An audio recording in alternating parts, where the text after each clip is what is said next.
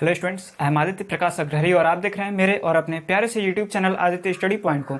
आज हम ये केमिस्ट्री का लेक्चर लेकर के आए हैं। बेसिकली तो ये क्लास 10th के बच्चों के लिए है, बट आप कोई भी अगर किसी भी क्लास में हो, ठीक, और आपको अगर रासायनिक अभिक्रिया के विषय में जानना है कि आखिर में रासायनिक अभिक्रिया होती क्या है, तो आपके लिए ही ये वीडियो बनाया जा रहा है। अपना जान करके इस वीडियो को देखते रहो, ठीक है।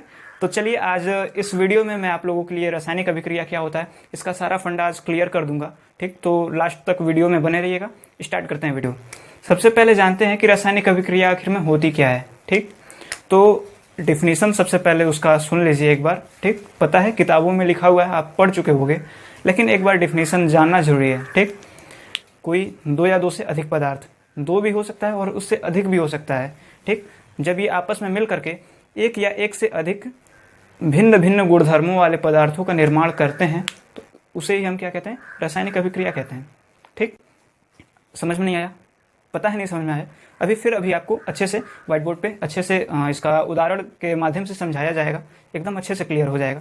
बट पहले डेफिनेशन को अपने कॉपी में आप नोट कर लीजिए। जब दो या दो से अधिक पदार्थों को आपस में मिलाया जाता है, ठीक, या आपस में मिल करके एक या एक से अधिक नए गुणधर्मों वाले पदार्थों का निर्माण करते हैं तो उसे हम क्या कहते हैं, रासायनिक अभिक्रिया कहते हैं।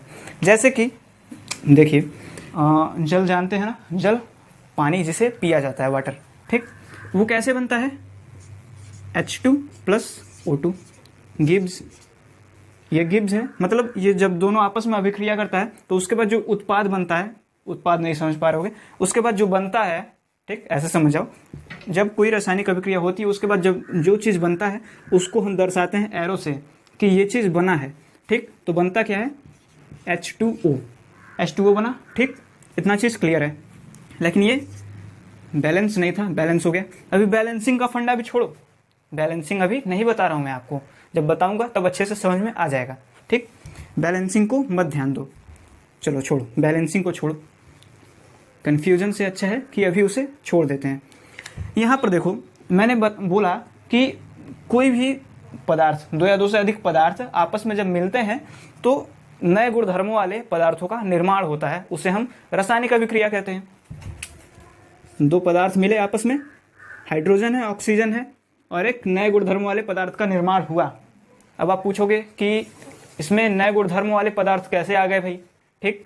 तो उसके लिए मैं आपको बता दूं कि ये हाइड्रोजन है, ये भी गैस है, ऑक्सीजन है, ये भी गैस है, लेकिन ये हमको क्या मिला? लिक्विड मिला, इसका कुछ अलग गुणधर्म हुआ। उसके बाद ये हाइड्रोजन जो है ये जलता है और ऑक्सीजन जो है ये जलाने में सहायक होता है, ठीक। जैसे कि आप सभी क्लास 8 में, 7 में कहीं भी आप पढ़ चुके होंगे कि ऑक्सीजन जो होता है ये अगर कहीं भी अगर आग जल रहा है, अगर उसको अगर आप बंद कर दें किसी कमरे में या फिर किसी डिब्बे से अगर ढक देते हो, ऑक्सीजन नहीं मिलेगा उसको, उसके बाद वो क्या होगा? जलना बंद हो जाएगा। तो यानी ऑक्सीजन जलाने में सहायक होता है, हाइड्रोजन जलता है, ये खुद ईंधन की तरह जलता है, ठीक। वाटर क्या करता है? एक जलने में सहायक है, एक जलाने में सहायक है। और वाटर क्या है? ये ना जलाता है न जलता है। अगर कहीं भी आग लगी है उस पर आप पानी डालोगे तो बुझ जाएगा। बुझ जाएगा कि नहीं बुझ जाएगा? बुझेगा ना। तो इसके गुणधर्म और इसके गुणधर्म, दोनों के गुणधर्म अलग अलग हुए। तो इस तरह से आप डिफिनीशन एकदम सटीक बैठ रहा है, मन में बैठा लीजिए इस डिफिनीशन को। दो या दो से अधिक पदार्थ जब आपस में मिलते हैं तो एक या एक से अधिक नए गुणधर्मों वाले पदार्थों का निर्माण होता है, उसे हम क्या कहते हैं? रासायनिक अभिक्रिया कहते हैं। क्लियर हुआ? हो गया ना। अब उसके बाद एक चीज़ और समझ जाइए। जैसे कि मान लीजिए आपने कोई अभिक्रिया किया, आपने नहीं, किसी ने भी अभिक्रिया किया, उसके बाद क्या आप उसको भौतिक विधि से अलग कर सकते हो, ठीक। अब रासायनिक अभिक्रिया है, उसके बाद भौतिक विधि से, ये क्या है भाई, भौतिक विधि क्या है? नहीं पता है ना, बताता हूँ। जैसे कि मान लीजिए आपने रासायनिक अभिक्रिया करके जल बना दिया, जल बना, उसके बाद आप अगर सोचते हो कि इसको हम भौतिक विधि से अलग कर सकते हैं कि नहीं कर सकते हैं, तो मैं आपको बता दूं कि इसे भौतिक विधि से अलग नहीं किया जा सकता। क्यों नहीं किया जा सकता? क्योंकि ये आपस में कुछ बॉन्ड बना चुके हैं। क्लास 9th में आप लोगों के सिलेबस में होगा बॉन्ड करके एक चैप्टर, उसमें आप लोगों ने बॉन्ड के विषय में अच्छे से पढ़ा होगा। नहीं पढ़ा है तो आगे मैं आप लोगों को बता दूंगा, आज तो चूंकि कम समय। हाइड्रोजन और ऑक्सीजन आपस में कुछ बॉन्ड बनाए और उसके बाद से बन गया जल, ठीक। इसमें कुछ बॉन्ड बना हुआ है, तो क्या उस बॉन्ड को आप भौतिक विधि से तोड़ सकते हो? नहीं तोड़ सकते हो, ठीक। और उसके बाद आप खुद से भी, आप घर पे भी ट्राई एक बार कर सकते हो कि अगर आपको लगता हो कि किताब में तो लिख दिया है बट क्या ऐसा सही में होता है? तो उसके लिए आप घर पे ट्राई करना, किसी भी दुकान से आप जाइए जहाँ पे फ़िल्टर पेपर मिलता हो, फ़िल्टर पेपर खरीदिए और उसके बाद घर पर लाइए और उस पर जब पानी आप गिराते हो तो नीचे देखिएगा कि क्या हाइड्रोजन और ऑक्सीजन अलग अलग मिलते हैं आपको? नहीं मिलते हैं। ठीक, फ़िल्टर पेपर से आप उसे छान रहे हो, बहुत छोटा जो कण है वो भी छन जाता है उससे, तो क्या आप उससे अलग कर पा रहे हो? नहीं कर पा रहे हो। या फिर किसी भी भौतिक विधि से करके देख लीजिएगा कि आप हाइड्रोजन और ऑक्सीजन को अलग अलग कर पा रहे हो? नहीं कर पाते हो। तो इसलिए इसे हम भौतिक विधि से किसी भी रासायनिक अभिक्रिया को फिर उलट नहीं कर सकते हैं। ठीक, जैसे कि ये जल है, तो क्या आप जल से फिर हाइड्रोजन और ऑक्सीजन बना दोगे भौतिक विधि से? नहीं बना सकते हो। क्लियर है? ठीक, चलिए आगे बढ़ते हैं। चलिए, तो अब हम पढ़ते हैं अवस्था परिवर्तन। ठीक, रासायनिक अभिक्रिया के बाद अवस्था परिवर्तन जो होता है किस किस प्रकार से होता है। सबसे पहला है रंग में परिवर्तन। ठीक, रंग में परिवर्तन। अब सोचोगे रंग में परिवर्तन कैसे भाई? रासायनिक अभिक्रिया हुआ तो क्या रंग भी चेंज हो जाता है? बताते हैं। आप अपने दैनिक जीवन में ही देखते होगे, कोई लोहा है, ठीक, या फिर टीन का कोई भी सामान है, उसको यदि आप कहीं रख देते हो ज़्यादा दिन के लिए, तो बारिश अगर आता है या फिर उसी तरह से हवा में रखे रखे उसमें क्या होता है, जंग लग जाता है, तो क्या होता है कि उसका रंग बदल जाता है, कुछ भूरे रंग पे या फिर हल्के लाल कलर पे उसका रंग चेंज हो जाता है। ठीक, तो उसमें हुआ क्या है, वो ऑक्सीजन से क्रिया किया और उसके बाद उसका रंग चेंज हो गया। ठीक, पहले चमकदार रंग था उसका, अब उसके बाद क्या हुआ है, रेड हो गया है, हल्के रेड पर आ गया है उसका रंग। तो यानी रासायनिक अभिक्रिया से रंग में परिवर्तन होता है। सेकंड पर क्या है, गैस का उत्सर्जन। बहुत सारे अभिक्रिया होते हैं जिसमें कि ऐसे लिखा होता है, हाइड्रोजन लिखा होता है, ऊपर ऐसे एरो बनाया होता है, यानी उस अभिक्रिया में हाइड्रोजन निकल रहा है, हाइड्रोजन निकल रहा है। ठीक, आपके भी किताब में कुछ ऐसे रिएक्शन दिए हुए हैं, आगे मैं आप लोगों को बताऊंगा, परेशान मत होइए। या फिर ऑक्सीजन दिया रहता है, ऐसे एरो बनाया रहता है कि ऑक्सीजन निकल रहा है, यानी वायुमंडल में उड़ करके जा रहा है। ठीक, तो इस तरह से कुछ आपको रिएक्शन में दिख जाते हैं। वही यहाँ पर भी बताया जा रहा है कि गैस का उत्सर्जन होता है। ठीक, यानी गैस निकलता है। अवस्था परिवर्तन, मैंने आप लोगों को बताया, हाइड्रोजन था, ऑक्सीजन था। ठीक, यहाँ पे मैंने लिखा था रिएक्शन, हाइड्रोजन था, ऑक्सीजन था, हाइड्रोजन भी गैस है, ऑक्सीजन भी गैस है, लेकिन बना क्या, लिक्विड बना, जल बना, लिक्विड है, वो तो गैस है नहीं। ठीक, लिक्विड है, यानी अवस्था में भी परिवर्तन हो जाता है। ठीक, दो गैस मिलकर के लिक्विड का निर्माण कर दिए, यानी अवस्था में परिवर्तन हुआ। तापमान में परिवर्तन, तापमान में परिवर्तन। अब आप पूछोगे सर क्या तापमान में भी परिवर्तन होता है रासायनिक अभिक्रिया से?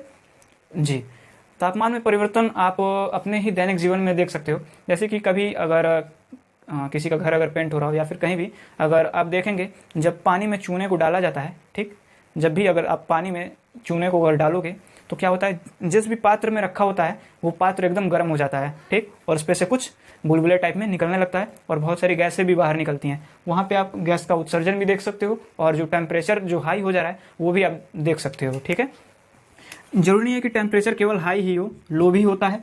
बहुत सारे रिएक्शन ऐसे हैं जिसमें टेम्परेचर लो भी होता है, बहुत ज़्यादा ऐसे रिएक्शन है जिसमें टेम्परेचर हाई हो जाता है। किसी में एनर्जी लेता है और किसी में एनर्जी को देता है। ठीक, तो इस प्रकार से आप इन सारे अवस्थाओं को समझ चुके हो। स्क्रीनशॉट ले लीजिएगा, उसके बाद आगे बढ़ते हैं। ठीक, एनसीईआरटी में उदाहरण दिया हुआ है, बहुत इजी उदाहरण के जरिए आप लोगों को समझा रहा हूँ, समझाने का कोशिश कर रहा हूँ, तो एकदम अच्छे से समझिएगा, अंत तक बने रहिएगा वीडियो को। और अगर जितना भी चीज़ें मैंने समझाया आप लोगों को, अगर वो सारी चीज़ें अगर समझ में आई हैं तो थम्स अप करके जरूर बताएं कि आपको समझ में आ गया है। और अगर कहीं भी दिक्कत है तो कमेंट में बता देना, आगे आने वाले वीडियो में मैं आप लोगों के लिए उस टॉपिक को क्लियर कर दूंगा फिर से एक बार। ठीक है, तो इसलिए अगर कहीं भी अगर दिक्कत हो तो एक बार आप कमेंट कर दीजिएगा। ठीक है, या फिर कोई भी दिक्कत हो तो कमेंट कर दो आराम से, हम उस कमेंट को जब पढ़ेंगे तो उसके बाद से आपके लिए एक वीडियो आ जाएगा। ठीक, तो इसलिए आप कमेंट कर सकते हैं। आपकी किताब में दिया हुआ है कि मैग्नीशियम के रिबन को वायु में जलाने पर क्या मिलता है। ठीक, इस तरह का कुछ क्वेश्चन है। तो आखिर में मैग्नीशियम के रिबन को वायु में जलाने पर वायु क्यों दिया है? वायु यानी ऑक्सीजन, हवा में क्या है, ऑक्सीजन है। ठीक, उसका सामान्यतः तात्पर्य ऑक्सीजन से ही है, यानी कि जब हम मैग्नीशियम को ऑक्सीजन से क्रिया कराते हैं तो क्या हमको मिलेगा। ठीक, उसको थोड़ा सा टेम्परेचर दीजिए और ऑक्सीजन से क्रिया कराइए तो क्या मिलेगा। जैसे कि Mg है, ठीक, इसको O2 से क्रिया कराते हैं, यानी वायु में जलाते हैं। वायु में जलाने का सामान्यतः तात्पर्य यही है कि ऑक्सीजन से क्रिया कराते हैं, तो हमको मिलता है MgO। अभी ये बैलेंस नहीं है, जब ये भी जान जाओ कि जब कोई भी अभिक्रिया बैलेंस नहीं होती है तो उसे हम क्या कहते हैं, उसे हम कंकाली अभिक्रिया कहते हैं। ये आप लोगों के बोर्ड एग्जाम में पूछा जा सकता है 1 नंबर वाले क्वेश्चन में कि अगर कोई भी रिएक्शन अगर बैलेंस्ड नहीं है तो क्या हम उसे क्या कहेंगे, तो उसे हम कंकाली अभिक्रिया कहते हैं। ठीक, ध्यान देने वाली बात है, नोट कर लेना। अब क्या होता है, हमने यहाँ पर 2 लगाया, यहाँ पर भी 2 आ गया, बैलेंस हो गया। बैलेंसिंग अभी मैं आप लोगों को नहीं पढ़ा रहा हूँ, जिनको भी बैलेंसिंग नहीं आता है वो परेशान ना हो, मैं अच्छे से समझा दूंगा। ठीक, तो क्या हुआ, मैग्नीशियम को ऑक्सीजन की उपस्थिति में जलाया गया तो हमको मैग्नीशियम ऑक्साइड मिला। यहाँ पर लिख लेना ब्रैकेट में मैग्नीशियम ऑक्साइड, ये मैग्नीशियम है, ये ऑक्सीजन है। ठीक, अब एक क्वेश्चन इस तरह से भी आपके किताब में दिया हुआ है, पहले तो ये लिख लेना उसका आंसर कि मैग्नीशियम ऑक्साइड मिलता है। उसके बाद अब दिया हुआ है क्वेश्चन कि मैग्नीशियम के रिबन को साफ करके क्यों जलाया जाता है। जैसे रंगमार कागज होता है और उससे क्या है कि उस रिबन को थोड़ा सा रगड़ दिया जाता है ताकि उसके ऊपर का जो मूर्छा है, जंग है, वो सारा निकल जाए। ठीक, तो ऐसा आखिर में किया क्यों जाता है, उसका भी एक बेसिक ही फंडा है। जैसे कि अगर किसी भी चीज़ को आप जलाते हो, अगर उस पर कोई भी परत अगर जमा हुआ है तो क्या वो अच्छे से जलेगा, नहीं जलेगा। इसीलिए मैग्नीशियम का जो रिबन होता है वो क्या होता है, बहुत दिनों से रखे उस पर जंग लग जाता है। ठीक, जरूरी नहीं है कि केवल लोहे में ही जंग लगे, मैग्नीशियम में भी ऑक्सीजन से क्रिया करके मैग्नीशियम ऑक्साइड बना लेता है और उसके ऊपर कुछ परत जम जाती है, तो उसे ही हम हटाते हैं उस कागज़ के माध्यम से, उसको रगड़ करके। उसके बाद क्या होता है, ये पूरा मैग्नीशियम का जो रिबन है वो चमकने लगता है और अच्छे से जल जाता है। अगर आप ऐसा अगर नहीं करते हो, उसको अगर जंग को अगर नहीं हटाते हो, तो आप लोगों को अपेक्षिक अभिक्रिया जो है वो नहीं मिलेगी और शायद हो सकता है कि पूर्णतः वो रिबन जले भी ना। तो इसलिए हम ऐसा करते हैं ताकि अपेक्षिक अभिक्रिया जो है वो हमको मिल जाए और जो मैग्नीशियम का रिबन है वो पूर्ण रूप से जल जाए और हमें अभिक्रिया का उत्पाद प्राप्त हो जाए। ठीक, अब मैं कभी से आप लोगों से कह रहा हूँ कि उत्पाद और अभिकारक, ये सारी चीज़ें मैं आप लोगों से बोल रहा हूँ, तो क्या आपको पता है कि उत्पाद और अभिकारक किसे कहते हैं। अभिकारक जो अभिक्रिया में भाग लेता है, यानी ये ठीक, ये क्या है, अभिकारक है जो अभिक्रिया में भाग ले, और इनके भाग लेने से जो भी बनता है, प्रोडक्ट बनता है, क्या है, उत्पाद है। इसका उत्पादन हो गया, सामान्यतः समझ लो कि उत्पादन हो गया, इसलिए उत्पाद है, और ये अभिक्रिया में भाग लिया इसलिए अभिकारक है। ठीक, इतनी चीज़ें क्लियर हुई। अगर क्लियर हुई हैं तो यहीं तक रखते हैं वीडियो को। ठीक है, इसके आगे सारी चीज़ें बताऊंगा। ठीक, अगर इस वीडियो में कोई भी आपको दिक्कत हुई हो कमेंट कर दीजिएगा, आपकी हर एक दिक्कत को दूर करने का प्रयास करेंगे। ठीक है, और अगर ये पूरा वीडियो अगर अच्छे से समझ में आया है तो थम्स अप करके जरूर बताएं। ठीक, लाइक करें और कमेंट में आप बताएं अपनी दिक्कत को, और अगर वीडियो अच्छा लगा है तो शेयर जरूर कीजिएगा। ठीक है, अगर शेयर आप करते हैं और लाइक कमेंट आप करते हैं तो इन्हीं सबसे हमको एनर्जी मिलती है, और ज़्यादा से ज़्यादा शेयर कीजिए। अगर चैनल अगर सब्सक्राइब नहीं की हो तो सब्सक्राइब भी कर लीजिए।